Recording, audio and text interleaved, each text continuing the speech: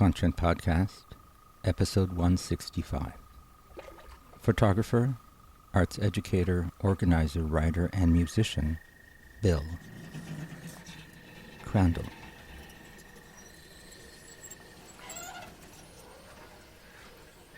Being an artist or making art in the context of climate, I think it's more generally about being a kind of light in the darkness, and making us believe in ourselves and believe in the future, so that we want to endeavor to save the thing that we have, our habitat. Some people like to say art can't change the world, but it can change us, and then we can change the world more effectively. I first heard about Bill Crandall from his Viaduct Arts project, a newsletter that brings together various ways artists can help us up and over the climate crisis. Bill is from Washington, D.C., though he currently lives with his family in Nairobi, Kenya, where we spoke on Zoom. As a longtime photographer, his personal long-term projects focus on the human dimension of sweeping historical changes and take nuanced, poetic, and empathetic looks at topics from gentrification to cultural identity. Now, I really appreciate this one-person effort with Viaduct Arts, which empowers artists in the climate emergency through information, knowledge, and sharing of experience. So when I spoke with Bill, the topics were always about climate art activism, but also the role of art, which I've been exploring for 5 years now. And Bill had some really good observations. For example, art can help us kind of stay centered in ourselves and be resilient and have some spiritual grounding that's going to help us no matter what comes. Bill's recommended book is Tales from the Moon Valley by Tove Jansson. Hey, Bill, how are things in Kenya? Doing great. Hey, Claude. Things just hanging out here in Nairobi. My family and I moved here last August for my wife's job, so it's an exciting new adventure for us. Right on. Well, you can tell us more in a minute. I'm excited to have you on the show because I've been following the work, one of the organizations you work with called Viaduct Arts on the internet. We haven't met in person, but I was impressed by the mission, and so it's very close to what this podcast is exploring around art and the ecological crisis. So it's good to have brothers and sisters working in this way. So why don't you start by just telling us your background, who you are, where you come from, so that we have some context, and then you can talk about Viaduct Arts and some of the things that you're working on. Sure. So I am originally from Washington, D.C., born and raised, which is fairly rare. I am primarily a photographer. I have been a freelance photographer for over 20 years. And I also was a photography teacher for 15 years in Washington, which I was doing until I came here to Kenya. I'm also a musician. In fact, when I was younger, I was a musician first, playing guitar and playing in bands and writing songs and so forth in my teens and early 20s until before I picked up photography. So I've always sort of balanced music and photography, and more recently writing and, of course, teaching, and more sort of moving towards how all those things go together. Mm-hmm. So professionally, I guess, full-time photography teacher for the last 15 years until last summer. And before that, I was a full-time photographer for many years. And obviously you're interested in the environment, but where would that have come from, do you think, in your origins? Yeah, that was sort of more recent. I wouldn't say that I was historically always that tuned into that topic. Um, as I became more aware of the climate crisis myself, it just sort of felt natural to think about what I could do about it as an artist, if anything. Or like the question came to me is, well, what should artists be doing about climate, about our relationship with nature and the environment? What is that relationship, and how is that reflected in art? And so I started very slowly sort of incorporating some of those themes into my own work as an artist. But also, it gave me the idea for Viaduct Arts that you mentioned, which is an online platform uh, specifically created to explore that relationship between artists and the climate crisis specifically. Uh, More broadly, there's other layers to it besides climate, things that are sort of intersectional and go hand in hand with climate, like the rise of fascism and income inequality and social justice and other things which do have crossover with climate. But the primary focus was this question of what should art be doing about climate and what does that look like? Because what I found in my own struggles with that question was that that's a difficult question. And I noticed that a lot of artists didn't have the answers to that. Like when I tried talking to other artists about it, they didn't seem to know at all what to do or even how to sort of understand that question. Um, so my original goal with Viaduct was to create a platform where I could actually sort of dig up examples of what it looked like and dig up sort of case studies for the way I envisioned that connection as I was discovering it for myself. So it's not like I went in with all the answers. It was more of an attempt to find those answers for myself, and then as I was doing so, to share them more broadly with people who might be like-minded and also be looking for sort of examples of what that can look like in art. Specifically in art practice as opposed to advocacy for policy change, but I guess they're all interconnected, right? Yeah, interconnected, and I'm always looking for that interconnectivity, but specifically in art practice. Yeah, Mm. because I one of my beliefs that I've sort of come around to in the climate discussion is around this question around of individual actions, which a lot of people sort of dismiss as being sort of trivial, like bringing your own cup to Starbucks or something.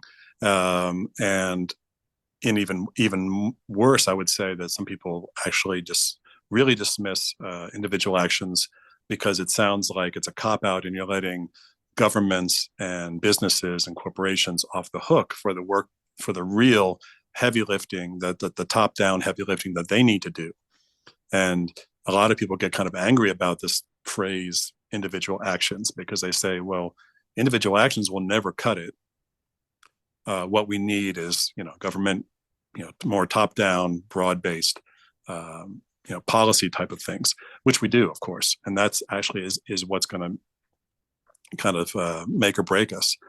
But what I mean by individual actions is that every individual should take the actions that they can do. So if you're an individual and you're the president of the United States or a senator, then your individual actions carry a lot of weight because you can make policy. If you're the head of a corporation, you as an individual could steer your corporation towards sustainable practices. If you're, I don't know, a butcher, well, meat is a big problem in the climate crisis.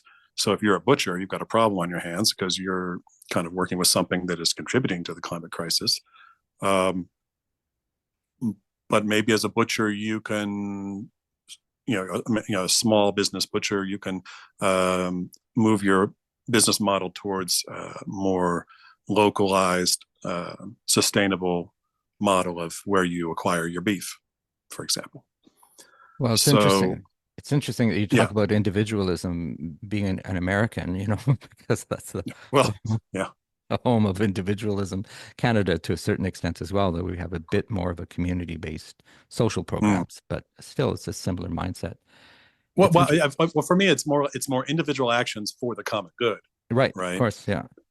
Yeah. So, and I mean, I think a lot about the common good, and what do we need to be doing that is not necessarily just the best for us, but the best for the common good. Yeah. And so, I think that again, everyone's individual actions can look differently, and it's about, well, what is your skill set? Mhm. What platform do you have? What are you good at? That can make a difference, and that's different for everyone. So for me, as an artist and as an educator, and I've done some organizing, especially through Viaduct, um, I felt like, well, that's what I should be doing, and I need to figure out, what sort of superpowers artists can bring to the table for climate, because And it's can you complicated. It is, and it's complicated and it's complex because the issues are complex. So the multi-layered, what we call the polycrisis, the way they all combine and unfortunately feed each other. Right. But I'm interested in Viaduct Arts as an organization because we've set up a similar thing here in Canada called Scale, Sectoral Climate Arts Leadership for the Emergency, and people Mm-hmm. respond, but there's this sense of disempowerment. And so, what is working for you guys? In terms of, is it information sharing? Is it networking? Is it just seeing each other's work? What helps the most at this point in your organization for to empower artists or to get them to feel that they can contribute?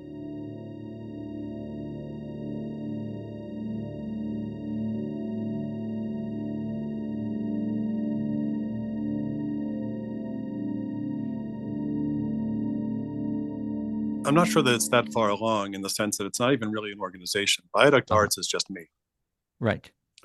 and But there's a it is the community involved, right? yeah. So Viaduct Arts, actually, I should back up a little bit. Viaduct Arts started in my home. So I was doing when I first started thinking about this connection between art and climate, art and community, and sort of breaking down the barriers between artists and audiences and things like this. So it was not quite as focused on climate, but it was really about supporting artists at the grassroots level. I was doing a series of house salons, which were usually a combination of visual arts and music. So I would have a musician and I would have a visual artist, and the musician would play a set of music, and the visual artist would present some either visual art on the wall or a projection and discuss it. And sometimes we even combine the two. Like we would have the musicians sort of live soundscaping the visual presentation. So we even did some experimental things. And it was very sort of neighborhood localized model of just sort of trying to activate art and artists around community and deeper discussion. And but I was really focused on not just art that is, let's say, clever technique or something like this, but art that had something to say that was helpful to us, specifically in climate, but I was open to other types of topics as well. So the things that we discussed were not so much like, brushstrokes or something like this, or f-stops if it was photography, but more about, what's the story here, and what's the relevance of this particular project that you're showing, or maybe a musician that has a body of work, like one guy has a body of work about going to Mars, which actually as a musician I do too, which was funny. So I was really interested in that. And I think that, for example, the question of going to Mars has connections back to environment and climate here. So it was, a very sort of loose parameter of the kinds of meanings and narratives that people's work that I wanted to see in people's work that I chose for these house salons. But the idea was that it had to have some meaning. So that was working great until COVID came along, when people didn't want to gather in rooms anymore with other people who were breathing. So we had to kind of stop that, and so we restarted by moving it outside to my driveway, where we did a series of concerts also still under the Viaduct Arts banner, called Roadside Attractions. So our solution for, we had to not do the visual arts anymore because that didn't really work in a driveway. But as far as music, this was COVID when there were no venues anywhere. So, I mean, local musicians were really suffering because they couldn't play. I mean, there was no such thing as a concert during the peak of COVID because of the danger of it. So the solution was to take it outside.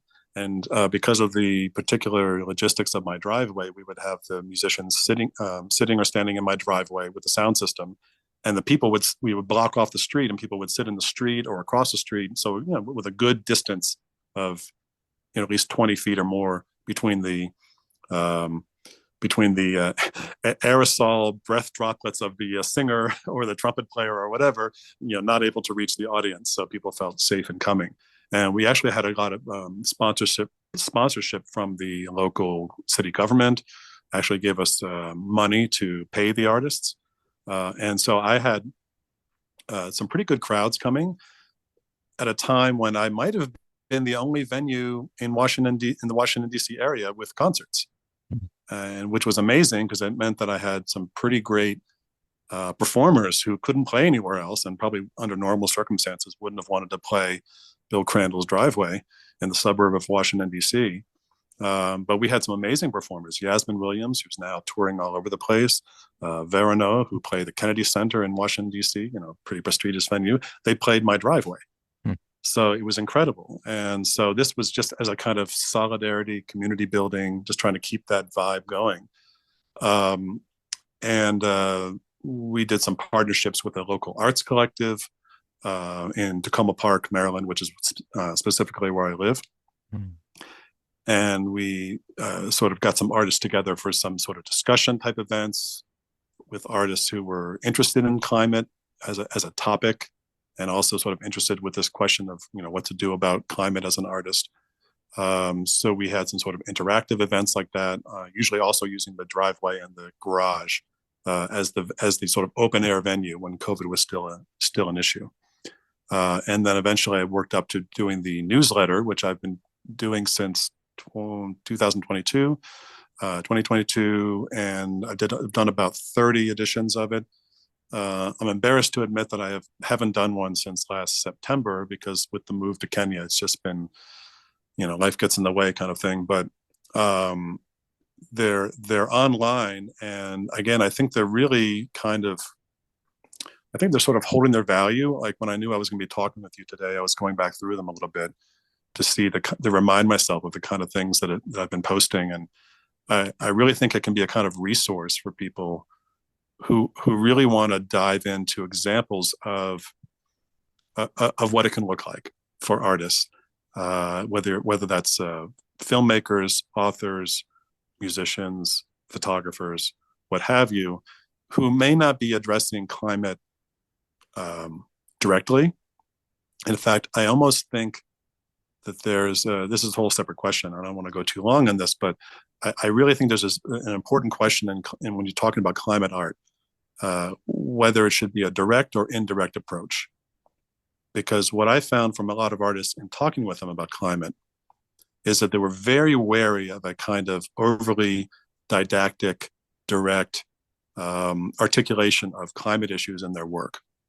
I talked to a number of photographers and artists who really felt like that was the path for them to bad art, bad sort of preachy, shouty, didactic art, that it was too sort of messagey and would sort of take them out of their own ideas of how to make art. And so a lot of the discussion centered around that, like how do you make it about climate without becoming that kind of preachy artist? And a lot of artists were very worried about that. And me too. And I realized that even myself, someone who's looking for examples of climate in art, I found that when I came across art that was overly direct, overly messagey, or whatever you want to say, I was a bit turned off. I had to admit that I was. And that was kind of a profound moment for me, because I realized that just complicates it even more now.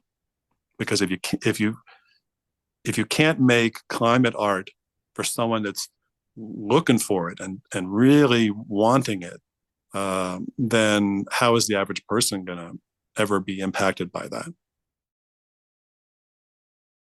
Well, it's an interesting point because I've been talking about that in the last few episodes, including with the former director of the Canada Council where I worked before I retired, Bob Sermon, who talked about the freedom of expression of artists to address whichever issue they want to with sufficient Mm-hmm. resources and impact, or at least connection to audiences. And so I'm troubled with that as well, Bill, is I kind of like some types of didactic art when it's really in your face because it kind of wakes you up. But the Mm-hmm. aesthetic experience is the really deep one. I just wrote not a critique, but a comment on David Maggs, who wrote a posting called Art in the Climate Crisis, where he talks about symbolic infrastructure. So Mm-hmm. that's what the arts bring is like sort of a long-term, deep aesthetic experience that can be transformative over time in audiences and in viewers. But there's also art that has immediate impact. Like I've seen some pretty good art at protests, right? So it's really about the quality of the art, but then we get into aesthetics and we can get lost in that, but we get into impact. And I think as long as an artist is addressing the issue that they care about, and it could be a connected issue, it could be climate justice, right? It doesn't have to be the climate Mm-hmm. emergency directly. It can be the causes. In fact, that's very helpful. For me, it's about connecting the dots and getting that work to have the most impact it has, which generally means having it be viewed by as many people in good conditions as Right. possible. And then it does its job, as it always has, because Mm-hmm. art has always reflected on social issues. But so that's why I'm interested. I read your newsletter, and I remember reading about the Ukraine and then when the war started, and you were doing some work with Mm-hmm. people there, and I thought that was very useful to ground it in reality, right? Because one of the biggest ecological disasters in the world right now are those war-torn areas where all kinds of horrible things are happening, including devastating the environment on the longer term. So maybe tell Well, me a bit exactly. about that, that connection. Yeah, and then remind me to make sure I circle back to the Ukraine example because I think it's an interesting Yeah. example of photography.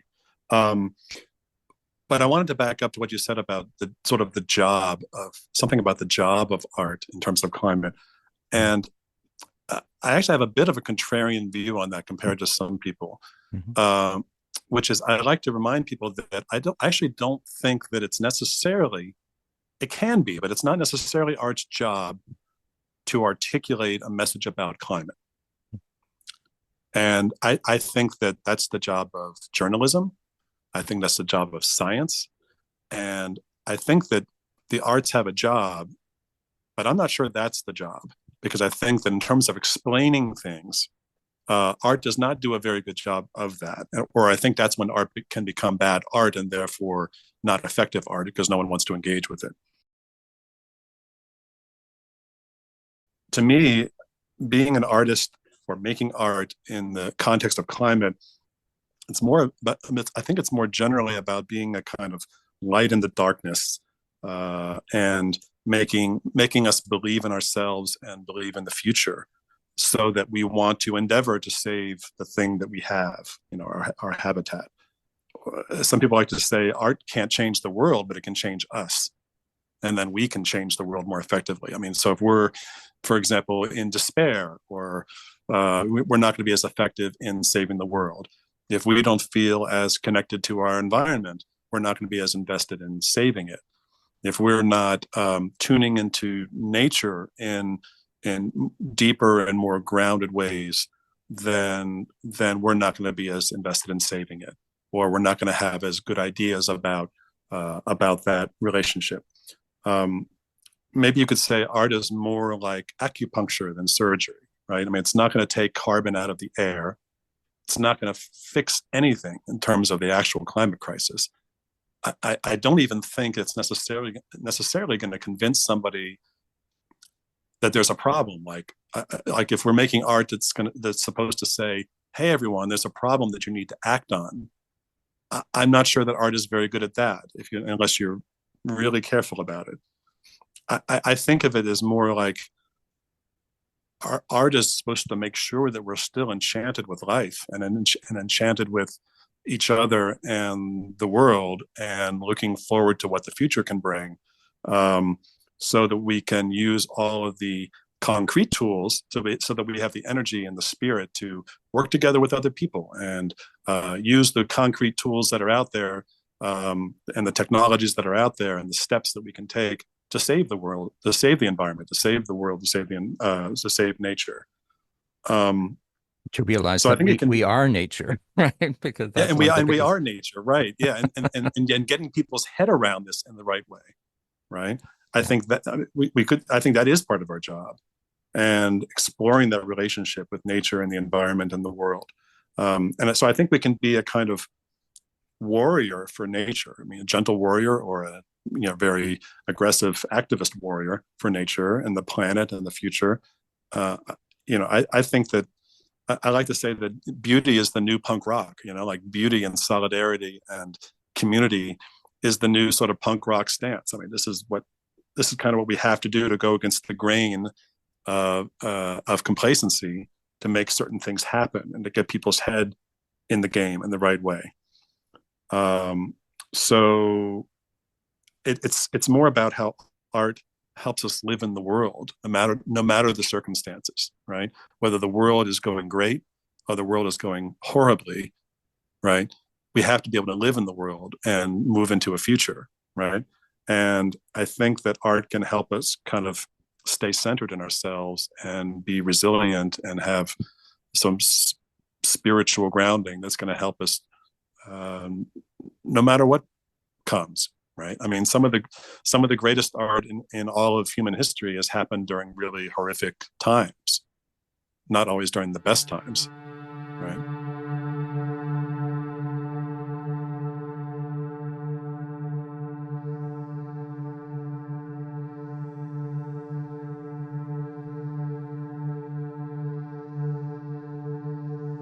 help like me getting back to the Ukraine in a minute here. Mm-hmm.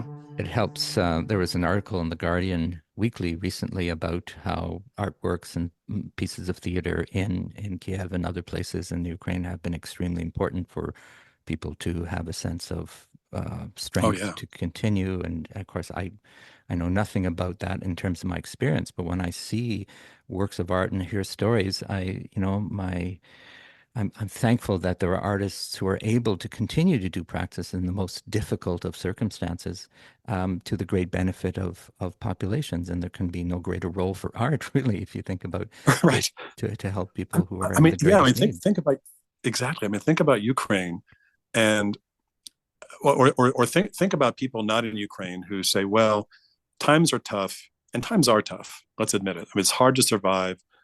Artists who survive on the hustle with hustling, it's getting harder and harder for them just to get by. And I see some artists just crumbling under the strain of just trying to make it, more than ever.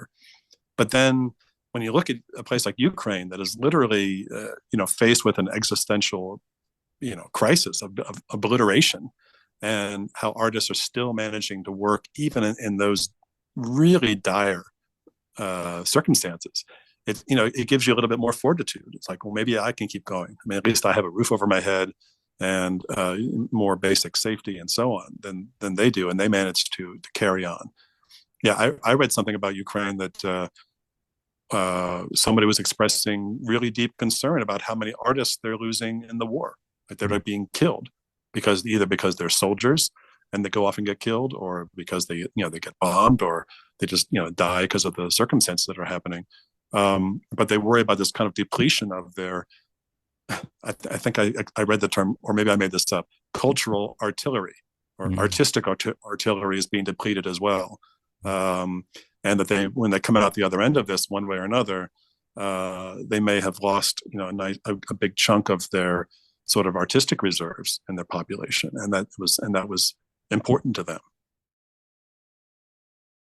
Yeah, I just wanted to mention about about Ukraine. This photographer, that I posted on Viaduct once. His name is Vladislav Krasnoshchuk, I think. Krasnoshchuk, I believe I'm saying that right.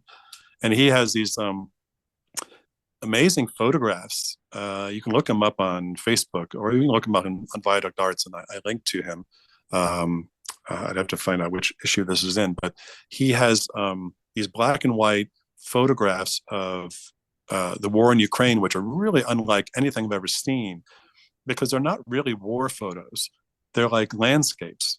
They're like war landscapes that, do include like bits of a helicopter or running soldiers or a burned out, vehicle of some kind and things like this. But the way that he photographs is absolutely distinctive, and it's kind of very raw. I wrote to him once asking him to explain his process, because it has this kind of very raw analog process that he's obviously using. He's shooting with a film camera and then doing some kind of on the fly quick developing and printing that gives it a very, very like even more raw than film photography kind of look to it. And that it's not just like a digital filter or anything like this. And it also just gives it this really surreal, slight abstraction as well, even though it's obviously, really kind of, got some real world kind of blood and guts to it. So I just thought, I was sort of playing with this idea of like, well, how does this fit into climate? Because it's the environment of war, right?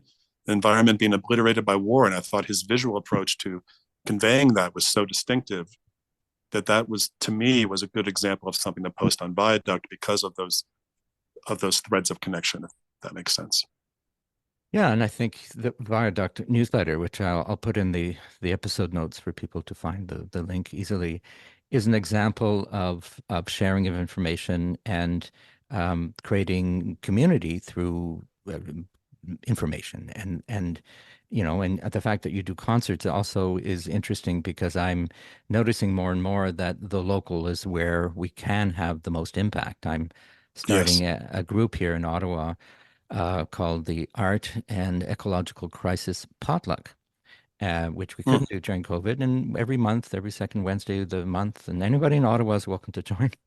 I'm going to do this because people need to talk to each other and have that sense of solidarity that you've talked about, knowledge, local knowledge, who's doing what. There's a play, there's this, there's that, and let's attend each other's hmm events. But also, what's happening internationally? What are we reading? What are we scared of? Like really getting very real about the moment that, like, I'm terrified about this moment, right? I have a couple of children and I'm really worried about, and I've become a bit of a, not defeatist, I've become a bit of a doomist who dips into that and can pulls himself back out. mm, It's like a type of trauma that I've brought upon myself because I yeah, read too much or something. And so I need right. help, right? I need help and I can offer help. I can offer resources. That's why I do this I'll Calm Presence newsletter. And so I think it's great that you do the letter and I hope you can do it in whenever time you can because it connects people who need to be connected and they don't necessarily want to create climate art, right? Because you're not saying Right. create climate Right. art, but you might want to be informed scientifically and socially and culturally about what's going on and then be inspired and work with others and be at the table, right? Because this is the thing. Can the artist be at the table when, like you said, a large corporation, do they turn to an artist and ask their advice? Sometimes they do. And if they do, good hmm things happen. So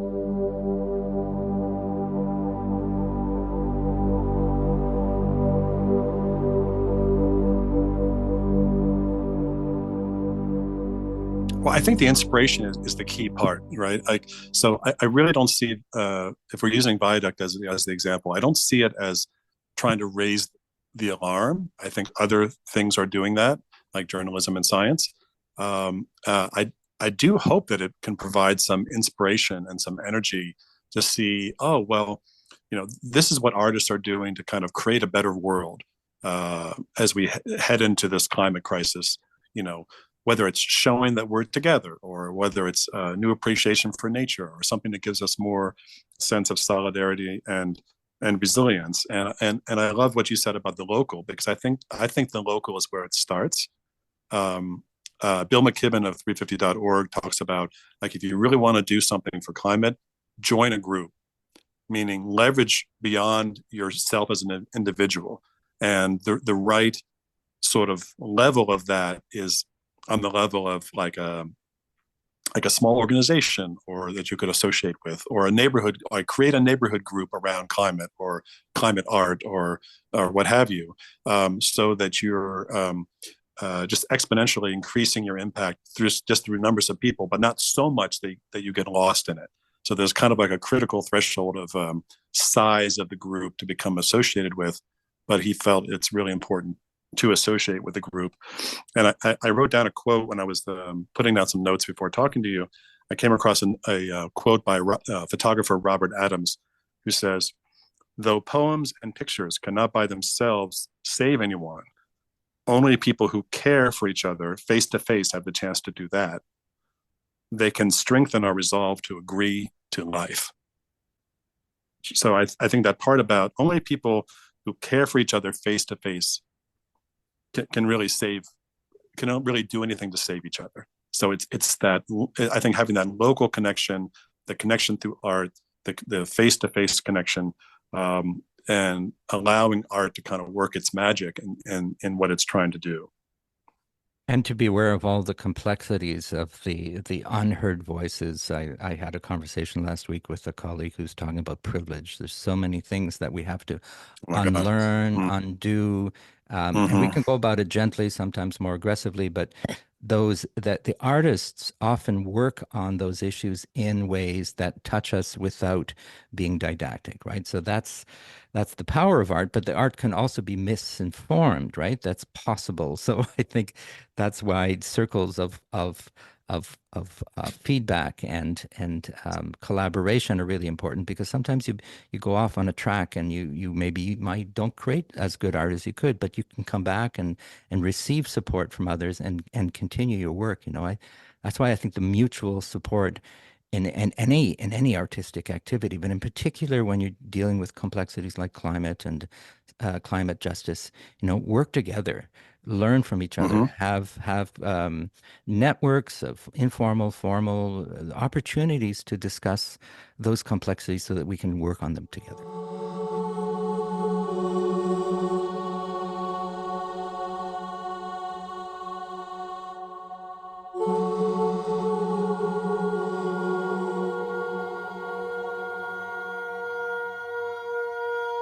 Yes, absolutely. I like to say that if you doubt art's power in light of what we're up against, think of the inspiration like the Beatles or John Coltrane brought to someone behind the Iron Curtain when they thought that when they were living in this kind of dreary reality, feeling oppressed, feeling unfree, but um, uh, hearing these like smoke signals from distant worlds that suggest that something could be better, right?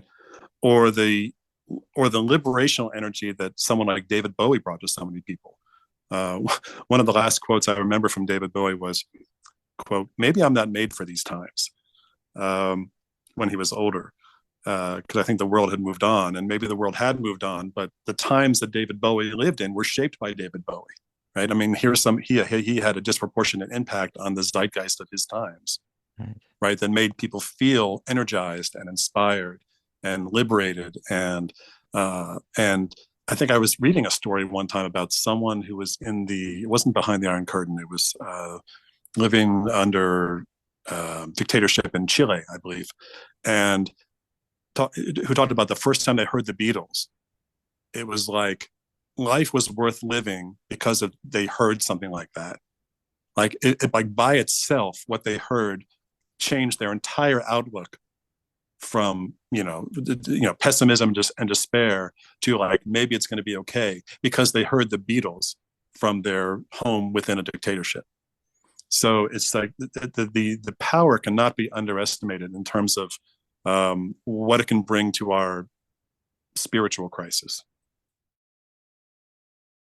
Well, on that note, a couple of things, and then I'm gonna let you go because we've been lucky with this connection, Ottawa to Nairobi. I wanted to be thankful for the technology that allows us to speak today, and that's something I learned from Vanessa Andreotti. And she's part of a collective in British Columbia called Gesturing Towards Decolonial Futures. And it's something that I think we need to do more is just be recognized the labor and the mining and the extraction that has gone into the privilege of using these tools and these bandwidths and the energy and all that. So just to take that moment to to be grateful that we were able to speak and that we have access to tools that then we brings about accountabilities and responsibilities, I think, in the way that we use them. Yeah, I mean, thanks for that. I mean, isn't it incredible that you and I can have this conversation like this and the way that we are? And I think it's a kind of thing that we should be very grateful for, and remember to have those gratitude moments. And reciprocity, whatever we can to give back to. I've heard many, there's the series of the Outrage and Optimism podcasts about nature and how do you actually live as one of many equals within nature. There's so many resources available now, people telling beautiful stories, giving us opportunities to change, to learn and unlearn. So I think it's, in that sense, it's an amazing time, isn't it, Bill? Mm-hmm. All of the possibilities that we have, and yet we're self-destructing, in part because we're going so quickly. AI is out of control because we haven't had time to think it through. And that's why I think we need to slow down. But how do you slow down? How do you find a way to slow down and still have people have a decent living? This is madness. I think people are desperate to slow down. Right.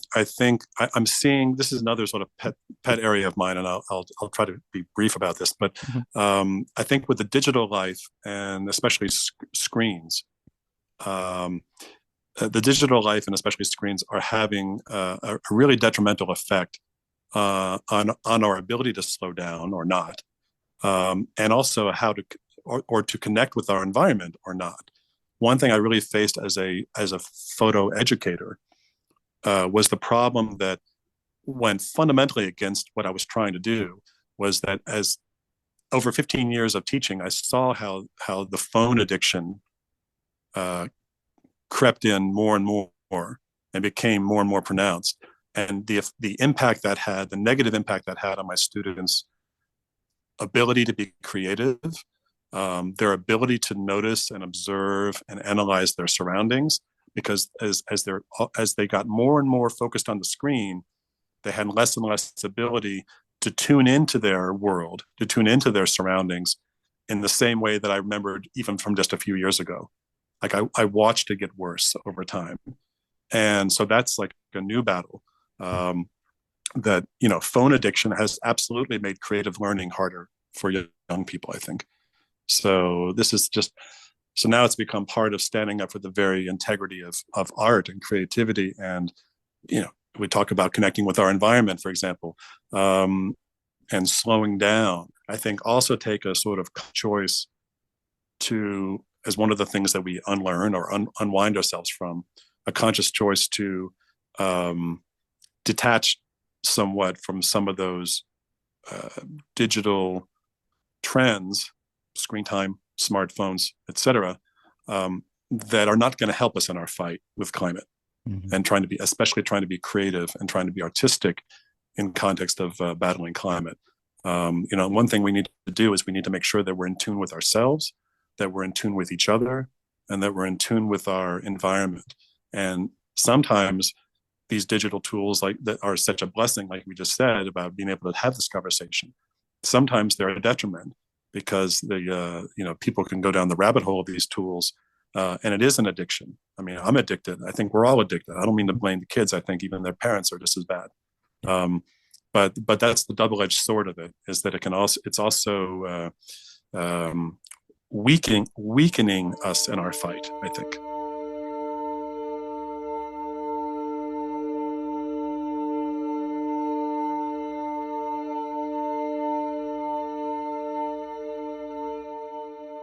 And if we slow down, we have more of a chance to figure it out and to reconnect with things that are real, which are the people and the beings around us. And technology can help.